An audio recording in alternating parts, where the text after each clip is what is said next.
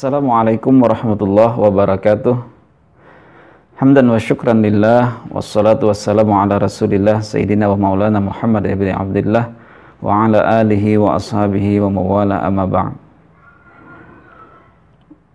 Kaum muslimin dimanapun Anda berada, para mahasiswa Fakultas Syariah YAIN Palangkaraya yang mengikuti mata kuliah Usul Fikih 1, materi yang akan kita bahas pada hari ini adalah syar'u man qablana. Namun sebelumnya kita bersyukur kepada Allah dan mengucap alhamdulillahirabbil alamin, bersalawat kepada Rasulullah, Allahumma shalli ala sayyidina Muhammad wa ala ali sayyidina Muhammad. Sebelum memulai perkuliahan, marilah kita juga bersama-sama baca basmalah. Bismillahirrahmanirrahim.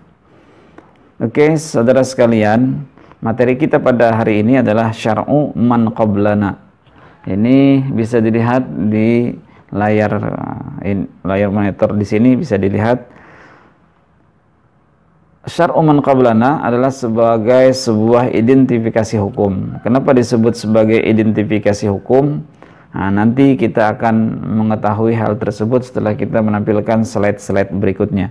Oke, yang jelas materi kita adalah syar'u man qablana. Apa itu syar'u man qablana? Maka kita langsung ke pengertian syar'u man qablana itu. Syar'u man qablana adalah secara etimologi adalah hukum-hukum yang disyariatkan oleh Allah Subhanahu wa taala untuk umat-umat sebelum kita. Itu yang dimaksud dengan syar'u man qablana. Bahasa ringkasnya adalah syariat sebelum umat Nabi Muhammad atau syariat sebelum kita gitu. Yang kita ini adalah kita yang dimaksudkan adalah kita bahwa sebagai umat Nabi Muhammad. Artinya syariat-syariat nabi-nabi yang lain sebelum Nabi Muhammad SAW. Itu yang disebut dengan syar'u man qablana. Kira-kira bisa dipahami ya secara etimologi. Selanjutnya, secara istilah, syar'u man qablana adalah syariat yang diturunkan Allah Subhanahu wa taala kepada umat sebelum umat Nabi Muhammad SAW. Nah, itu tadi ya, yaitu ajaran agama sebelum datangnya ajaran agama Islam melalui perantara Nabi Muhammad SAW, seperti ajaran agama Nabi Musa, Nabi Ibrahim, Nabi Isa, dan nabi-nabi yang lain. Nah, ada dari istilah atau dari etimologi dengan istilah kira-kira sudah bisa dipahami, mudah ditangkap. Intinya adalah syariat-syariat, hukum-hukum yang diatur oleh Allah Subhanahu wa taala sebelum umat Nabi Muhammad SAW atau syariat-syariat umat terdahulu. Gitu. Oke, lanjut. Nah, sebelum kita mengetahui hal ini, kita membahas dulu keberadaan Nabi Muhammad SAW di antara syariat-syariat itu tadi. Nah, ini ada sebelum Nabi Muhammad menjadi Rasul, apakah Rasulullah SAW, apakah beliau terikat dengan syariat sebelumnya? Ini misalnya dari pemuda, Rasulullah kan diutus pada usia 40 tahun. Nah, sebelum Rasulullah jadi Rasul ini, sebelum menjadi Nabi Muhammad SAW, sebelum diangkat menjadi Rasul oleh Allah Subhanahu wa taala, apakah beliau terikat dengan syariat-syariat terdahulu? Nah, dalam hal ini ulama berbeda pendapat. Yang pertama, mayoritas mutakallimin dan sebagian Malikiyah menyatakan bahwasanya Rasulullah SAW tidak terikat, karena tidak ada dalil yang menegaskan bahwa beliau harus terikat. Tidak ada dalil yang menyatakan beliau harus terikat dengan syariat-syariat umat terdahulu. Tidak ada dalil gitu ya. Artinya Nabi Muhammad sebelum menjadi Rasul, beliau tidak terikat menurut pendapat ini. Selanjutnya,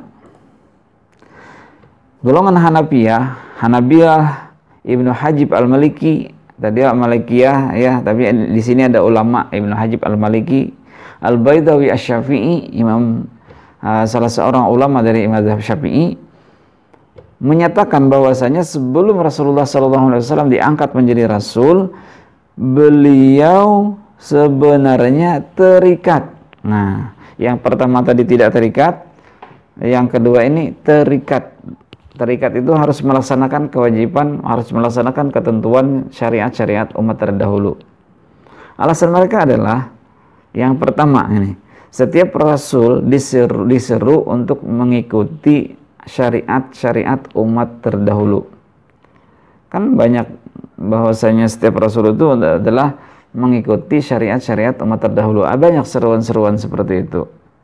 Yang kedua, banyak juga riwayat Nabi Muhammad SAW beramal mengikuti syariat terdahulu, seperti sholat. Nah itu, beliau sudah sholat. Karena apa? Karena nabi-nabi terdahulu juga sudah sholat. Hanya saja mungkin bedanya sholatnya Rasulullah, sholatnya umat Islam berbeda dengan sholat umat terdahulu. Ada yang berdiri saja, gitu kan? Seperti Nabi Sulaiman kan berdiri saja. Ada yang haji. Haji ini kan juga sebenarnya syariat umat terdahulu, hanya bedanya, ada bedanya dengan umat Islam. Bedanya, bahkan sampai orang-orang kafir Quraisy pun juga tawaf di sekeliling Ka'bah. Hanya saja pada waktu itu berhala-berhala banyak di sekeliling Ka'bah. Kemudian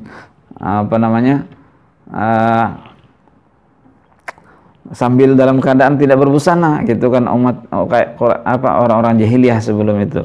Nah, artinya mereka ini sudah mengenal. Karena apa? Karena dari syariat-syariat Nabi terdahulu sudah ada haji, umrah. Nah, ini umrah, gitu ya, bukan umrah, umrah. Nah, umrah, mengagungkan Ka'bah, gitu kan, maksudnya umrah ini adalah tujuannya untuk mengagungkan Ka'bah pada waktu itu. Tawaf, nah ini sudah kita jelaskan. Menyembelih binatang juga sudah kita jelaskan. Menyembelih binatang juga sudah terjadi pada umat-umat terdahulu. Nah ini berlanjut, artinya Nabi Muhammad SAW walaupun belum diutus menjadi Rasulullah SAW, tetapi beliau terikat dengan amalan-amalan ajaran-ajaran umat terdahulu. Nah, itu menurut golongan Hanafiyah, Hanabilah, Ibnu Hajib Asy-Syafi'i dan Al-Baidawi Asy-Syafi'i. Ibnu Hajib Al-Maliki dan Al-Baidawi Asy-Syafi'i. Nah, lanjut pada pokok yang lain, pokok bahasan yang lain. Lalu bagaimana setelah menjadi rasul?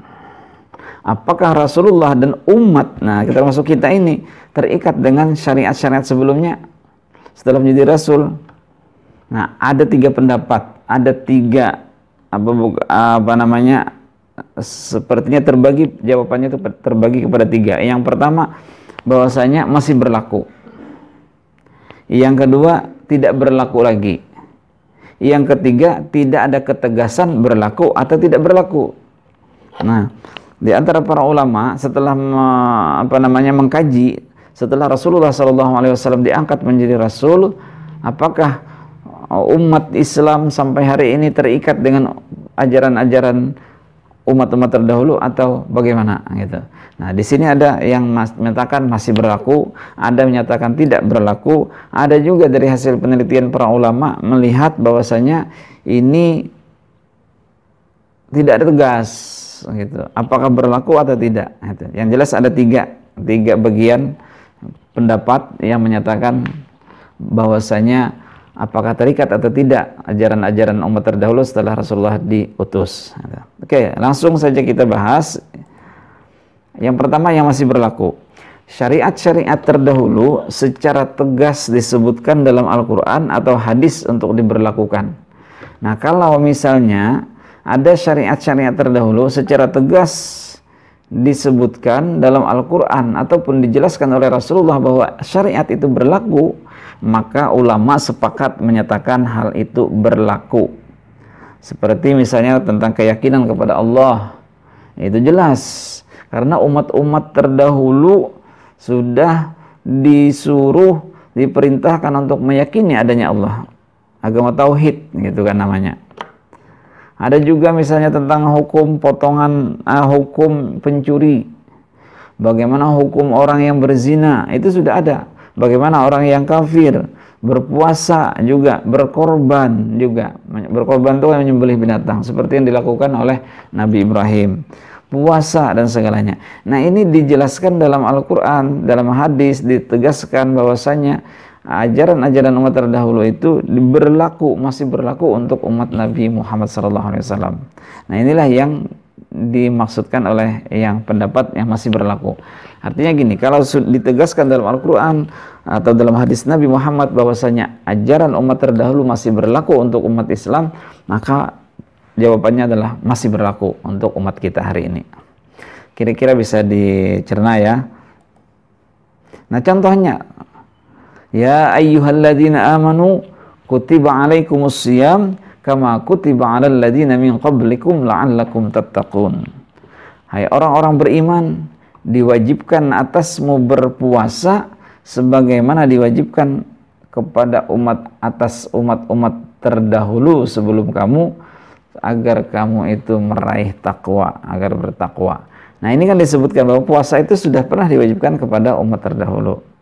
Yang kedua, hadis Rasulullah SAW yang diriwayatkan oleh Ibnu Majah dan Baihaqi, "Dhuhu fa innaha sunnata abikum Ibrahim." Nah, berkorbanlah kamu karena sesungguhnya berkorban ini tadi adalah sunnahnya bapakmu, yaitu Ibrahim. Nah, kenapa disebut bapak? Karena keturunan dari Ibrahim melalui jalur Ismail sampai ke Rasulullah gitu. Dari jalur Ismail gitu ya, makanya disebut dengan bapakmu Ibrahim. Maksudnya kita ini adalah keturunan dari Ibrahim, modelnya begitu. Nabi Muhammad gitu maksudnya, Nabi Muhammad jalurnya, dan termasuk kita juga gitu. Nah, dhahu fa innaha sunnata abikum Ibrahim. Nah ini maksudnya bahwasanya ada menjelaskan bahwasanya berkorban itu adalah merupakan syariatnya atau sunnahnya atau yang dilakukan oleh Nabi Ibrahim sebelumnya. Lalu kita teruskan seperti ini. Nah artinya kalau ada penjelasan tegas seperti itu, maka syariat-syariat sebelum Islam itu berlaku untuk kita. Oke. Selanjutnya ada yang tidak berlaku. Syariat-syariat umat terdahulu setelah Rasulullah diutus menjadi Rasul, maka masih tetap tidak berlaku untuk kita. Nah, syariat yang terdahulu ini yang itu tidak terdapat dalam Al-Quran dan hadis. Artinya kalau tidak disebutkan dalam Al-Quran dan hadis syariat-syariat umat terdahulu, berarti tidak berlaku. Ngapain kita melakukan atau mempraktikkan syariat-syariat terdahulu sementara di Al-Quran saja atau di hadis Rasulullah saja tidak disebutkan? Kayak gitu tuh yang pertama ya. Atau yang kedua, disebutkan juga, memang ada disebutkan dalam Al-Quran dan hadis bahwa syariat terdahulu itu ada, tapi telah dinasakh. Kira-kira paham ya? Syariatnya itu memang sudah ada, itu disebutkan dalam Al-Quran. Ini syariat umat terdahulu loh, gitu. Tapi sudah dinasakh. Dinasakh itu sudah diganti hukumnya oleh Allah Subhanahu wa taala. Atau ada yang mengartikan di hukum terdahulu sudah tidak berlaku lagi karena datangnya hukum yang baru. Itu namanya nasakh. Sehingga maka karena telah dinasakh, maka tidak berlaku lagi untuk umat Nabi Muhammad SAW. Kira-kira jelas ya, ada dua di sini. Yang pertama bahwasanya tidak berlaku itu karena syariatnya tidak disebutkan dalam Al-Quran dan hadis. Yang kedua, walaupun ada disyariatkan, walaupun disebutkan maksud saya dalam Al-Quran dan hadis, tapi yang disebutkan ini telah dinasakh gitu, sudah dirubah, sudah diganti hukumnya oleh Allah Subhanahu wa taala, sehingga tidak berlaku untuk umat Nabi Muhammad sallallahu alaihi wasallam. Nah, contohnya misalnya wa 'alal ladzina hadu harramna kulladzi zufur wa minal baqari wal ghanam harramna 'alaihim shuhumahuma illa hamalat zuhuruhuma awil hayawa aw makhtalata bi azmin dzalika jazainahum bi baghihim wa inna lasadiqun. Nah, intinya di sini adalah orang-orang Yahudi itu dulu diharamkan oleh Allah Subhanahu wa taala binatang-binatang yang berkuku dan dari sapi dan domba. Sapi dan domba itu diharamkan untuk orang-orang Yahudi pada waktu itu. Yahudi kuno ya. Kami haramkan atas mereka lemak dari kedua binatang itu, selain lemak yang melekat di punggung keduanya atau yang di perut besar dan usus yang bercampur dengan tulang.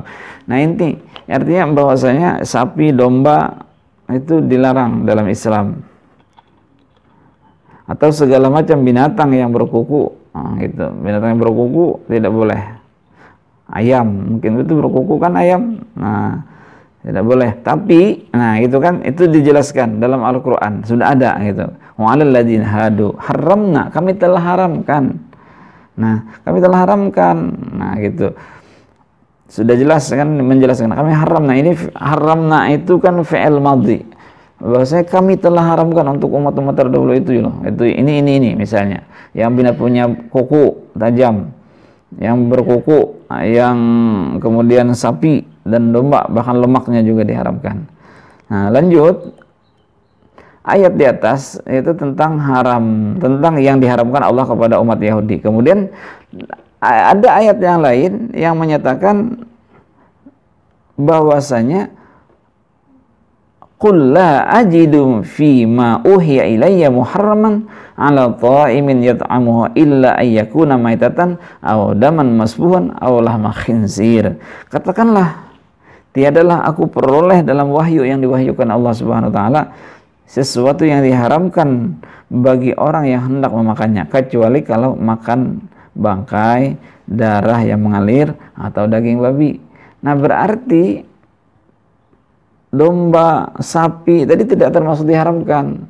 Nah, kalau tidak termasuk diharamkan berarti boleh dimakan oleh orang Islam, umat Islam. Maka keberadaan ayat yang pertama tadi yang kita bacakan terkait dengan diharamkannya orang Yahudi tadi itu tidak berlaku lagi dalam umat Nabi Muhammad SAW. Karena apa? Karena berdasarkan dalil ini tadi, dalil yang kita baca ini. Kira-kira jelas ya? Mudah-mudahan jelas. Nah, yang ketiga, tidak tegas berlaku atau tidak. Nah, tidak ada penegasan ini berlaku apa enggak gitu.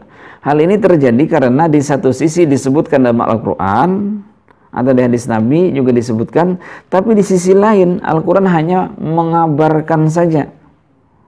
Tadi kan ayat yang kita baca tadi yang pertama itu juga mengabarkan sebenarnya, tapi karena ada ayat yang menyatakan bahwasanya yang hanya diharamkan itu kan bangkai, darah yang mengalir, daging babi, itu yang diharamkan. Lalu kemudian juga ada diharamkan oleh Rasulullah SAW. Nah, misalnya ditambah lagi oleh hadis Rasulullah.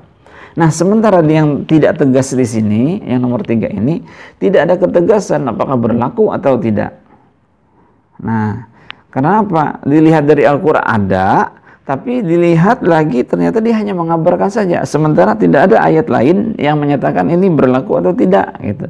Maka tidak ada ketegasan ini, akhirnya ulama pun berbeda pendapat dalam memahaminya. Ada yang mengatakan berlaku, ada juga yang mengatakan tidak berlaku lagi untuk umat Rasulullah SAW. Nah, berbeda pendapat dalam hal ini. Contoh misalnya, wa katabna alaihim fiha an-nafsa bin-nafsi wal 'aina bil-'aini wal anfa bil-anfi wal udhuna bil-udhuni was sinna bis-sinni wal juruha qisas. Faman tasaddaqa bihi fahuwa kafaratun lahu wa man lam yahkum bima anzalallahu fa ulaika humuz zalimun. Ayat yang kita ambil di sini, yang kita fokuskan di sini adalah ayat yang awal-awalnya, bacaan yang di awal-awalnya. Bahwasanya kalau misalnya ada yang membunuh, maka balas dengan jiwa, bunuh juga. Orang yang congkel matanya, maka dicongkel juga balasannya. Hidungnya menebas hidung, maka hidungnya juga harus dirobek seperti atau ditebas. Orang yang melakukan ini hidung ya. Kalau orang melakukan telinga, telinga dibalas dengan telinga, gigi dengan gigi, nampar orang sampai hilang habis gigi orang, rontok gigi orang, maka giginya juga harus rontok juga. Nah, dan setiap luka apapun ada kisasnya. Mencoret di sini orang, maka di sini juga dicoret, dijarah, maksudnya dilukai. Pokoknya apapun yang menyebabkan luka. Menendang orang, tendang juga. Nampar orang, tampar juga. Kayak gitu kisahnya. Setiap yang luka itu, membincul orang, bincul juga. Nah, balasannya seperti itu. Nah, apa masalahnya di ayat ini? Coba kita lanjut. Lihat. Ayat di atas, ayat yang tadi itu tentang hukum yang diberlakukan kepada orang Yahudi. Wa katabna, tadi kan kami, bahasanya, kami telah alaihim, wa katabna alaihim, dan kami telah tetapkan terhadap mereka. Mereka itu adalah maksudnya orang Yahudi. Nah, itu ya, ditetapkan kepada orang Yahudi. Nah, ayat ini, ayat di atas tentang hukum yang diberlakukan kepada orang Yahudi dahulu kala yang terdapat pada kitab Taurat. Nah, tapi tidak terdapat bahwasanya ayat itu tadi berlaku untuk umat Nabi Muhammad SAW. Itu permasalahannya. Ayat itu tidak berlaku untuk umat Nabi Muhammad SAW. Tidak ada penjelasan apakah berlaku atau tidak. Nah, ayat tadi kan hanya, coba kita ulang lagi, Anda bisa melihat kembali. Wa katabna alaihim fiha anna nafsa bin nafsi. Kami telah wajibkan kepada mereka. Nah, di ayat ini tidak ada penjelasan bahwasanya ini berlaku juga loh untuk kamu. Enggak ada penjelasannya. Hukum kisas tadi tidak ada penjelasan bahwasanya ini berlaku juga untuk umat Nabi Muhammad. Tidak ada penjelasan baik di dalam ayat ini atau setelahnya atau sebelumnya atau di surah yang lain, tidak terdapat. Inilah menjadi pokok permasalahan sehingga ulama itu berbeda. Nah, lalu bagaimana pandangan ulama? Nah, mayoritas ulama Hanabilah serta sebagian Syafi'iyah, juga Malikiyah, termasuk Asy'ariyah, dan serta juga termasuk Mu'tazilah. Nah, ini banyak sekali nih ulama-ulamanya. Bahwasanya syar'u man qablana dalam bentuk nomor 3. Nomor 3 itu adalah nomor 3 yang tidak ada ketegasan tadi. Yang tidak ada ketegasan bahwasanya ini berlaku apa enggak untuk Nabi Muhammad, untuk umat Nabi Muhammad. Maka syar'u man qablana dalam bentuk nomor 3 tidak berlaku menurut mereka. Menurut ulama-ulama di sini tidak berlaku.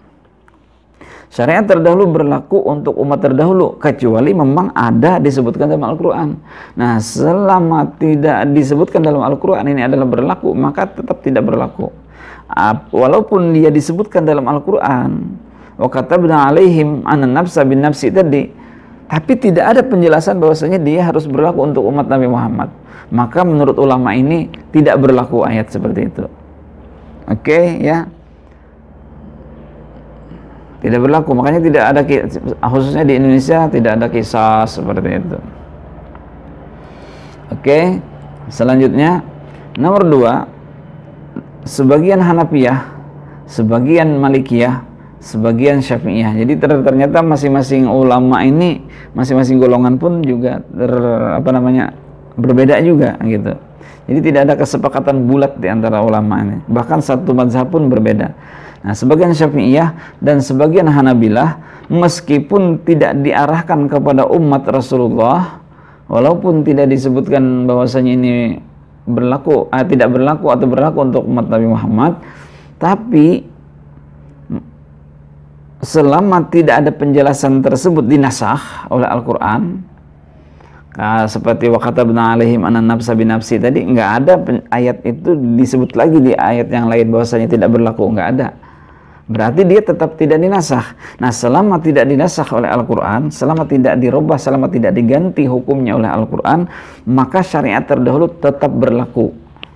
Nah, jadi terjadi perbedaan pendapat ya. Ada yang pertama tadi menyatakan tidak berlaku, yang kedua ini menyatakan berlaku. Walaupun tidak disebutkan walaupun tidak diarahkan kepada umat Rasulullah, maaf itu ya maksudnya, walaupun tidak diarahkan kepada umat Rasulullah, namun selama tidak ada penjelasan bahwa ayat itu adalah dinasakh, maka tetap berlaku untuk umat Nabi Muhammad. Kan pasti Allah Subhanahu wa taala menurunkan wahyu itu punya tujuan, begitu ceritanya. Pasti tujuannya untuk apa? Nggak mungkin kan tujuannya hanya memberitakan saja begitu. Pasti ada apa yang dilakukan. Nah, oleh karena itu maka mereka pun juga menyatakan bahwa tetap berlaku syar'u man qablana syar'un lana. Syar'u man qablana syar'un lana. Syariat sebelum kita adalah syariat kita juga. Syariat umat terdahulu adalah syariat kita juga. Itu menurut para ulama.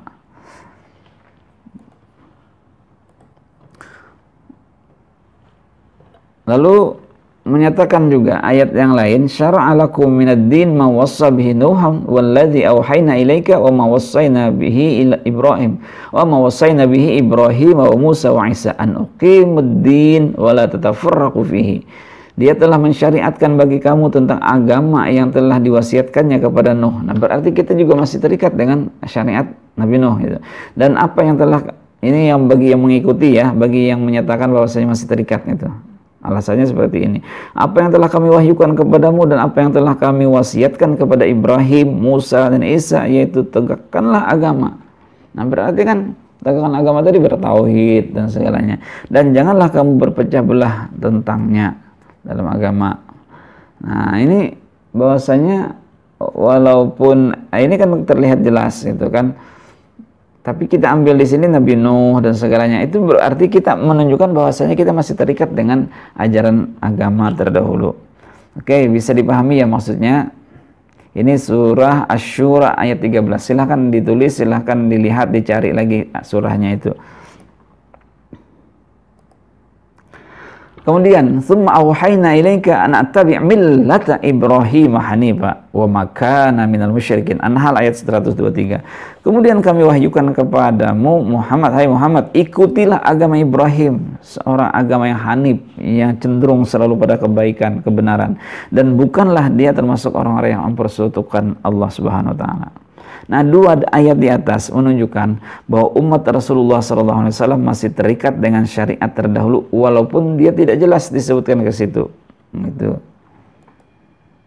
Nah, barangkali demikian saudara-saudara sekalian materi kuliah kita pada hari ini.